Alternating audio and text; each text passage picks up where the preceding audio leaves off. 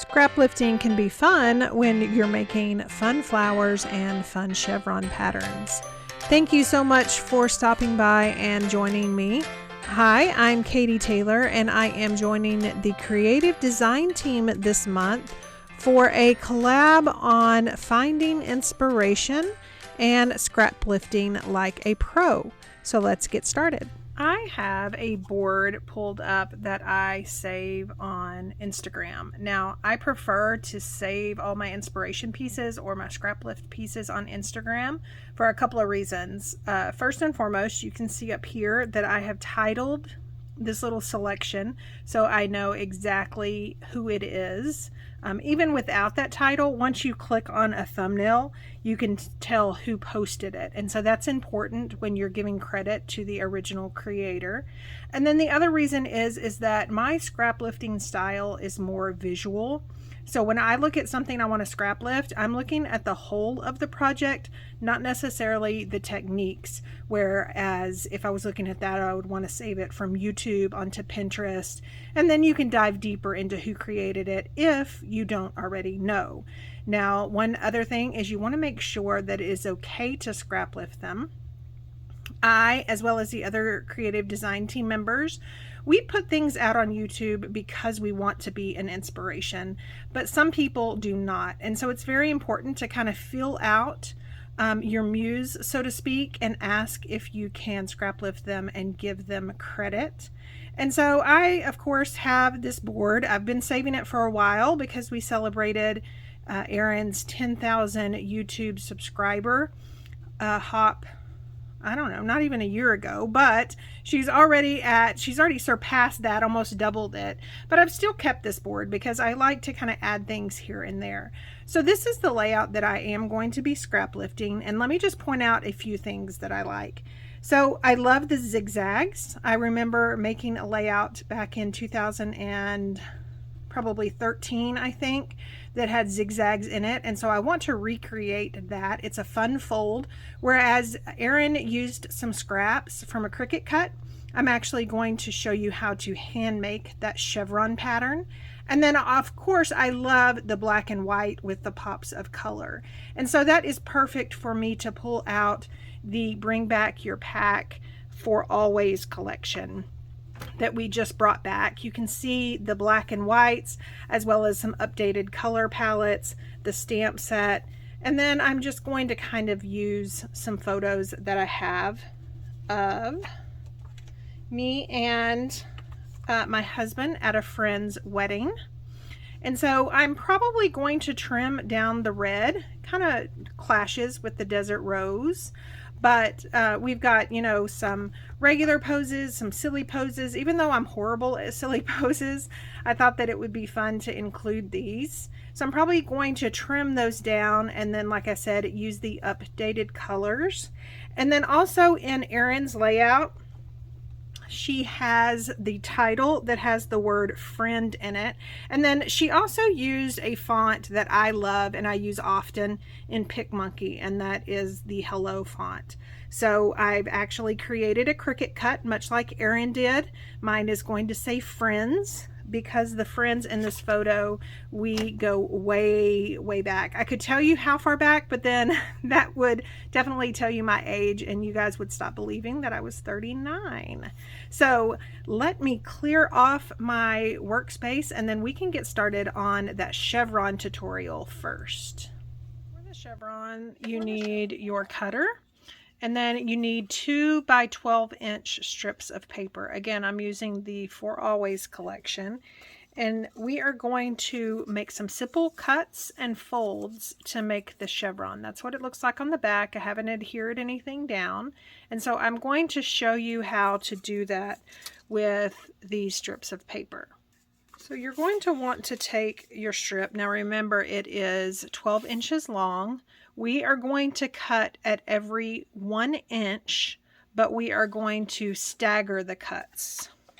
So we have my cutter, and again, we are going to be making a cut at every inch. So you just want to line your cutter up and then your blade. Now, one thing I might suggest is remembering on the odd numbers that you're either going down or up, and on the even, you're going a different way. So on this one, on my odd numbers, I am going to be cutting down, and this is a 2-inch strip, so I'm going to cut down to the 1-inch mark. Again, the 1 inch, line your edge of paper up to the 1 inch, and then cut down 1 inch. And you can see that I've only cut the top of that. This is not cut the bottom. Then you're going to slide that piece of paper over to the 2 inch. Now 2 is an even number, so that means I'm going to be cutting up, and I'm going to repeat the process. I'm going to cut up to the inch mark. Then I'm going to slide my paper over to 3 inches. 3 is an odd, so I want my blade placement at the top, and I'm going to cut down 1 inch. Slide to 4 inches. Cut up 5 inches. Cut down. So all you're doing is you're moving it over 1 inch, and you're cutting 1 inch. You just have to be careful to stagger your cuts. 8 inches, cut up since it's even. 9 inches, cut down since it's odd. 10 inches, up. 11 inches, down. So you can see here, I have at no part cut all the way through my paper. There's just staggered 1 inch cuts. The next thing I'm going to do is line my piece of paper onto either your Versamat or your glass board, something that has measurements, and I'm going to make a mark down the center.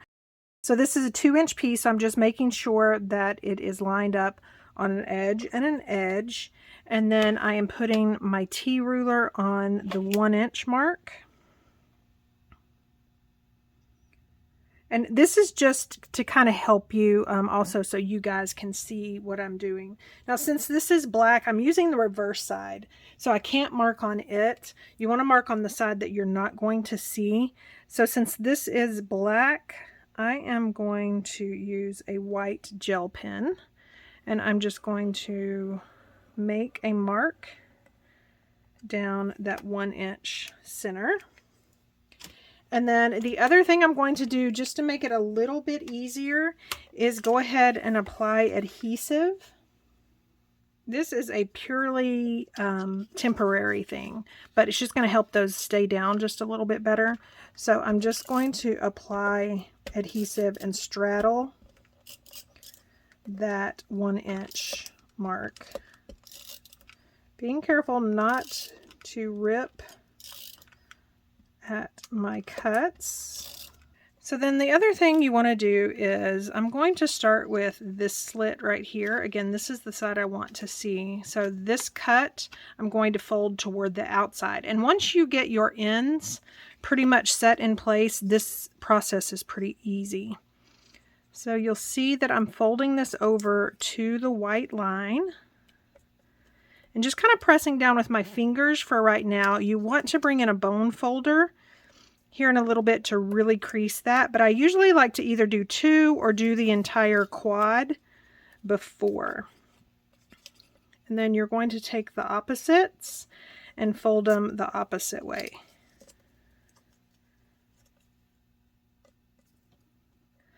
Again, trying to kind of meet that line as close as possible. And now I can take my bone folder and I can really crease those folds.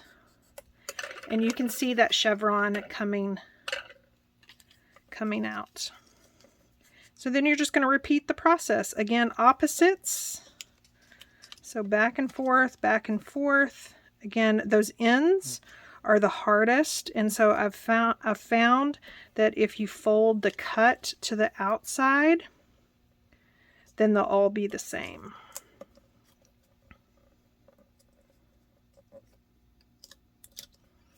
I'm done with the quad, so I can really burnish that with my bone folder. and then just repeat the process. And I'm going to speed this up a little bit, as well as do the other. I'm going to have a total of 3 or 4 chevrons. Don't really know yet, but might as well do 4 just in case. So while I am doing that, it is a perfect opportunity to just remind you of a couple of things. First and foremost, if you are liking this video, don't forget to give me a thumbs up and leave me a comment. Share with your friends if you have anyone that would like to see these tutorials, as well as subscribe to my channel if you haven't already done so. Also, don't forget, much like scrap lifting, we love sketches as well, and the creative design team has designed an 8.5 by 11 sketchbook. You'll find a link to that below, as well as at the end of this video. Just have this one last one to finish up. Get it all burnished, turn it over, kind of run it gently. And there is my chevron. Isn't that cute? Now it does have some dimension to it. You definitely could add some 3D foam tape or something like that, which I will decide here in a little bit if that's what I want to do. So here are some other ones. Those are going to be so cute stacked. Here are all 4 chevrons, just in case I decide to use them all 4. These 2 are the same patterns, so I don't know if I'll just use 3 or 4. We will see once I start assembling this layout. So I'm going to put those off to the side, and then I'm going to work on my photo grouping. So you can see here I did trim those photos down, and I've just loosely tacked them on some white daisy cardstock, trying to see how I want my photo to look. Now, Erin used a 5 by 7 in the inspiration layout. I don't have a 5 by 7, but I'm thinking that this will create the same look. And then, of course, I'm loving this desert rose. It's kind of, you know, there are parts of that red curtain I couldn't get rid of, but it kind of makes it look like that desert rose. And then even though my dress is black and white, the pattern is really small. And so by bringing in this mist, it also kind of gives it that look. So I do think I'm going to double matte that. And then I'm going to have to figure out what to do in these. Kind of miscalculated when I cut those down, so I'll have to figure that out. The other element that Erin had in her layout were some flower groupings. She's really, really good at those little clusters, even way back when, 4 years ago, when she did the layout that I was inspired by. So much like those chevron pieces, on that same layout that I did back in 2012, 2013 of those chevrons, I also did some handmade flowers. So you see here, I am just roughing out some circles using some empty or almost empty 3D foam tape rolls. I've pulled out the scratch pieces of cardstock as well as some scrap pieces of that For Always paper collection. And I am just freehanding these circles. You can see they are rough and raw, and you'll see that even more clearly here in just a little bit once I start cutting those pattern papers. I am trying to kind of get a good variety of sizes here. These are going to be some stacked, just circular flowers. So before the times of die cuts and Cricuts and everything else, we were kind of left to our own devices as far as making flowers. So there was a time where these circular flowers became popular, as well as those rolled flowers where you just kind of take this circle and make a little spiral out of it. The one thing I love about these circle flowers, not only are they just super easy, but I love the layers that these stacks bring, and then also just the layers that all these patterns bring as well. You can freehand them, or you see here that I'm actually using a punch. Whatever gets the job done is my motto. So I'm going to finish that up, and then I am going to go ahead and edge distress some of these. Now I'm not going to do this all on camera, but I am going to do them all a variety of ways. I'm using the Tim Holtz edge distresser, an old edge distresser of Close to My Hearts, as well as my fingernail will work. So some of the lighter colors of the pattern paper, I want to add some mist and some desert rose ink. So I'm just adding that with a blending brush directly onto my glass board. That's just going to add a little bit of color to these little flower groupings. I know I have my cardstock, but still, in the end, you'll see what I mean by just adding a little bit of color to these lighter pieces of pattern paper. So I've finished that up. I'm just going to wipe down my glass board right quick and then finish roughing the edges of all these circles. Again, I do a combination of the blades, my scissors, and my fingernail. Now that I have all of those done, I have gone ahead and I've stacked 2 of the flowers, but I kind of wanted to show you the process. So I am just lining up different size circles, different colors, different patterns. You can see that I'm trying not to have 2 colors right on top of each other, as well as 2 patterns. And then if I needed a larger circle in the back, then I kind of stack those and kind of offset them. Otherwise, I just kind of freehand it. This layout's kind of really organic in that way. And then when adhering the circles together, you want to use a combination of liquid adhesive and 3D foam tape. Now this 3D foam tape is the thin 3D foam tape. You could also just use scratch pieces of cardstock. We all know we have those laying around. You can also use just 3D foam tape on the outer edges. You'll see me do that here. And then you just kind of rough up those little circles, and you'll see the dimension at the end of this video. So I have this piece, and much like Erin usually does, she always kind of lays things out and then decides if she wants to mat it on a different color. You guys have seen me do this as well, but since I am scraplifting Erin, I definitely wanted to call her out on that. So you can see I am just swapping out 3 different colors of cardstock. In the end, I end up going with the black. The toffee was a close second because I really wanted something other than just the title for my toffee color. I'm going to go ahead and get this word pattern adhered down to my layout base, and then get that base adhered down to my Versamat for the purpose of this video. The Versamat's going to allow you guys to see a little bit better how good that Versamat or any sort of grid pattern, my glass board does a good job of it too, but when you're lining up things from edge to edge. Now, even though I trimmed down that word pattern, I did not trim down the chevrons. So the majority of the chevrons are adhered with tape adhesive, and then I am using glue dots for the very end because those are actually getting adhered to that black cardstock mat all the way around. So I want to make sure that they really get adhered. Now I am doing this first layer, the top of those chevrons, at 3 3/4, and then the second chevron will go about 3/8 of an inch in between, or 3/4 of an inch. It's either 3/4 of an inch or 1/2 an inch. I can't remember, but I don't have to remember because my Versamat makes it super simple. So I've done that again using glue dots on the edge of those. And then because those chevrons have so much dimension, you want to use 3D foam tape on your photo. Now I don't want 3D foam tape going on top of the chevrons, so I'm just adding that to the top of my photo, and then I'm going to come back in and just add 3D foam tape in between the chevrons onto that word base page. This is going to allow my photo just to sit up ever so slightly, but not be warped, if you will. So I'm going to go ahead and peel off the backing of all of this 3D foam tape. Again, this is thin 3D foam tape because I still have those lovely, gorgeous layered flowers to add, and I didn't want to add too much bulk to this layout.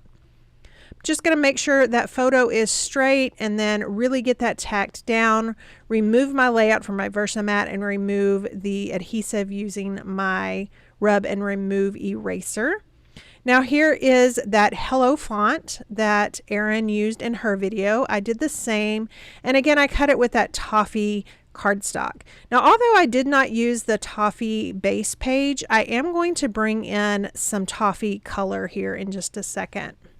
Here are where I want my flowers to go, but they definitely need centers. And here is where I'm thinking, even though I want bling so bad, I'm thinking that this is where I can bring in that brown or that toffee color. So I have some cork shapes as well as some large glitter brads from way back when. But I used those large glitter brads on my layout that I did this original, the chevron and the flowers. So I wanted to bring those back in. I am using my paper piercer to make a hole. If you are new to scrapbooking, brads are just so wonderful. I wish they would come back. I have plenty of them and I do use them often, especially when I'm using my stash. But the good thing about those is they just go through all the layers, and then here in a second they'll actually anchor those flowers to my base. So this flower I did want a little bit smaller, so the lovely thing about freehanding a flower is I was able to just freehand that, and then go ahead and rough up those newly cut edges with my fingernails. Here's where I am punching a hole in the layout base, and then that allows me to go ahead and get that flower down into the layout base, and that's how it's attached. I did end up piercing my finger with my piercing tool, so I'm trying not to bleed on my layout until my daughter can bring me a band-aid, but I fix it here in just a second. All is well in the world. I get that bandaged up, and then I go ahead and complete this third flower. I am just spreading those brad ends to anchor it to the layout, and then kind of roughing up the florals since I laid it down to attach those brads. Now, one of the things that Erin had in the layout that I drew inspiration from was she used some vellum embellishments. I actually had these laying around from my last video. These are from the brand new thin cut Sprigs and Leaves. Now these are Seabrook, so they're not vellum, but they have that look of vellum because they are so light. They're a different color. So I think that they really did this layout justice. I wanted to show you what I usually do when I'm using Sprigs and Leaves. I add 3D foam tape to the leaves and then liquid adhesive to the stems. And then that way it creates some dimension on the layout or those flowers. You'll see that here in just a second when I show you some close-ups. Also, that die cut creates these little bitty leftover pieces, so I am just attaching those to the layout as well. So here is a look at that layout, all of the layers, all of the dimension. You can see those sprigs and leaves, and then of course the dimension that those layered flowers and 3D foam tape bring. And then I am just loving the handmade chevron, as well as just drawing inspiration from my friend Erin. Here are some close-ups of the details of that layout. I will leave links down below to all the products that I used, as well as links to Erin's Instagram and her YouTube channel, so you can go check out this inspiration layout. It was one of her first on both her YouTube and her Instagram. Don't forget that the 8.5 by 11 sketchbook is now available for purchase, and we also have a playlist where you can check out all the rest of the creative design team and how they are scrap lifting other members. Thank you so much for stopping by and watching. I hope you guys have a wonderful weekend.